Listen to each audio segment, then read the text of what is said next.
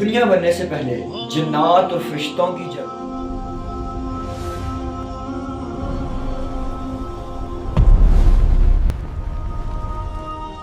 تخلیق آدم۔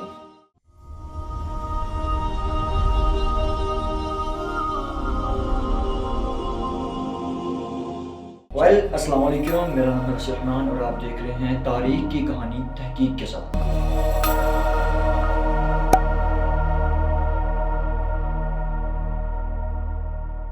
آج کی اس انٹرسٹنگ ویڈیو میں ہم بات کریں گے دنیا بننے سے پہلے دنیا میں کیا تھا، جنات، فرشتے یا کوئی اور کچھ۔ مزید ویڈیو کی طرف بڑھنے سے پہلے آپ سے گزارش ہے ہمارے اس یوٹیوب چینل تاریخ و تحقیق کو سبسکرائب کریں اور بیل آئیکن کو پریس کریں اور ویڈیو کو لائک کرتے جائیں۔ چلتے ہیں آج کے ٹاپک کی طرف، یعنی کہ دنیا بننے سے پہلے دنیا میں کیا تھا۔ کبھی اکیلے بیٹھ کے سوچا ہے آپ، میں اور ہم انسان کہاں سے آئے ہیں؟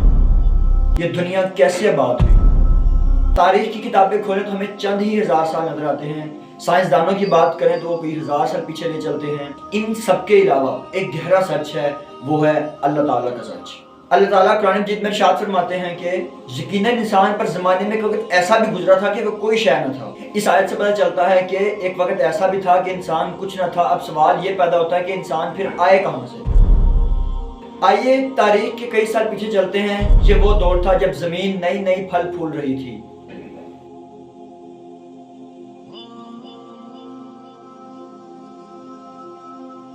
آج کے سائنسدان اگر اس زمین کی کھدائی کریں تو ان کو ہڈیاں ملتی ہیں، وہ کہتے ہیں یہاں پر ڈائناسور رہتے تھے جو زمین پر چلتے تھے، زمین کانپتی تھی، آسمان میں اڑنے والے خطرناک پرندے تھے اور زمین کے اندر بھی کئی قسم کے جانور پائے جاتے تھے، اور اسی کے ساتھ ساتھ سمندر میں بھی بہت سی مخلوقات ایسی تھی جو اب نہیں ہے، پہلے واقع تھی۔ ہم بطور مسلمان اس چیز کا اعتراف کرتے ہیں، کیوں نہ کہ اللہ تعالیٰ قرآن مجید میں فرماتے ہیں میں وہ سب کچھ جانتا ہوں جو تم لوگ نہیں جانتے۔ ہو سکتا ہے وہ چلتے پھرتے ہوں اور اللہ کا دیا ہوا رزق کھاتے ہوں اور اپنے وقت آنے پر اس دنیا سے ختم کر دیے گئے ہوں، لیکن یہاں اس بات کو سمجھیں وہ صرف جانور تھے جن کے پاس عقل و شعور نہیں تھا، اور جانوروں پر نہ ہی شریعت کا کوئی بوجھ تھا۔ وہ صرف اللہ تعالیٰ کی تسبیح اپنی زبان سے بیان کرتے جو عام انسان کے سمجھنے کی بات نہیں ہے۔ یہ کتنا لمبا دور تھا، ہزاروں سال، لاکھوں سال یا کروڑوں سال، یہ کوئی نہیں جانتا اللہ رب العزت کے علاوہ۔ پھر اپنے عین وقت آنے پر ان کو ختم کر دیا، اور اللہ تعالیٰ نے ان کو دنیا سے ختم کر دیا اور زمین ایک بار پھر سے ویران ہو گئی۔ زمین پر پہاڑ، سورج اپنے وقت کے ساتھ ساتھ جیسے چلتے تھے ویسے ہی چلتے رہے، لیکن زمین اب پوری طرح سے خالی تھی۔ دنیا میں کوئی بھی ایسا نہیں تھا جو اپنے رب کی عبادت کر سکتا ہو، وہ بھی عقل و شعور کے ساتھ۔ اللہ تعالیٰ قرآن مجید میں ارشاد فرماتے ہیں کہ اور جب آپ کے رب نے فرشتوں سے کہا میں زمین میں خلیفہ اور ایک نائب بنانے والا ہوں، تو فرشتوں نے کہا تو اسے پیدا کرے گا جو زمین میں فساد ملائے گا اور خون بہائے گا۔ تو اللہ تعالیٰ نے فرشتوں کو جواب دیا جو میں جانتا ہوں وہ تم نہیں جانتے۔ قرآن مجید کی روشنی میں یہ واضح ہے کہ آدم علیہ السلام سے پہلے اس زمین پر جنات واقع تھے، جس کے بارے میں بہت سے کم لوگ جانتے ہیں۔ یہ کہانی آپ کی اور میری ہے، لیکن اس کہانی کی شروعات ہم سے کئی سال پہلے ہو چکی تھی۔ یہ ایک ایسی دنیا تھی جہاں جنات رہتے تھے، جنات اپنے گھر بناتے تھے، جناتوں کے بڑے بڑے شہر تھے، جناتوں کے بادشاہ تھے اور ان کی حکومتیں تھی، لیکن کمی تھی تو صرف اس کی جو رب کی عبادت کر سکے۔ اللہ تعالیٰ قرآن مجید میں ارشاد فرماتے ہیں کہ اس نے جنوں کو بغیر دھوئیں والی آگ سے پیدا کیا۔ ذرا غور کیجئے، انسان کو مٹی سے پیدا کیا گیا جو ٹھنڈی ہوتی ہے اور جم جاتی ہے۔ فرشتوں کو نور سے پیدا کیا گیا جو صرف عبادت کرتے ہیں اور نور ہی نور ہوتا ہے۔ جنات کو آگ سے پیدا کیا، آگ کی فطرت میں دھڑکنا، بہکنا اور شعلے جلانا ہوتا ہے، اسی لیے جنات خطرناک غصے میں آ جاتے ہیں اور جلد ہائپر ہو جاتے ہیں۔ اس بات پر بھی غور کرنا ضروری ہے، اللہ تعالیٰ نے فرشتوں کو جب پیدا کیا، اللہ تعالیٰ نے ان کو یہ اختیار نہیں دیا کہ وہ اللہ کی عبادت کے علاوہ اللہ کی نافرمانی کر سکے، اور جانوروں کو پیدا کیا گیا وہ صرف رزق کھاتے تھے اور اللہ تعالیٰ کی عبادت کرتے تھے اپنی زبان میں۔ لیکن اللہ تعالیٰ نے جب جنات کو پیدا کیا، جنات کو وہ چیز دی گئی جو آج سے پہلے کسی کو نہ ملی تھی، وہ تھا عقل و شعور۔ یعنی جنات کو یہ عقل و شعور دیا گیا تھا، وہ چاہتے تو اپنے رب کا شکر ادا کرتے اور چاہے تو اس کو جھٹلا کر گناہی میں پڑ جاتے۔ عبداللہ بن عباس رضی اللہ تعالیٰ عنہ کی روایات سے سمجھ آتا ہے کہ انسان سے 2000 پہلے سال اس دنیا میں جنات تھے جن کی بستیاں تھیں۔ ذرا غور کیجئے گا اس دور پر جب جہاں جنات تھے، جنات کی شادیاں ہوتی تھی، جنات کے گھر بستے تھے اور ایک وقت آنے پر وہ بھی فوت ہو جاتے تھے۔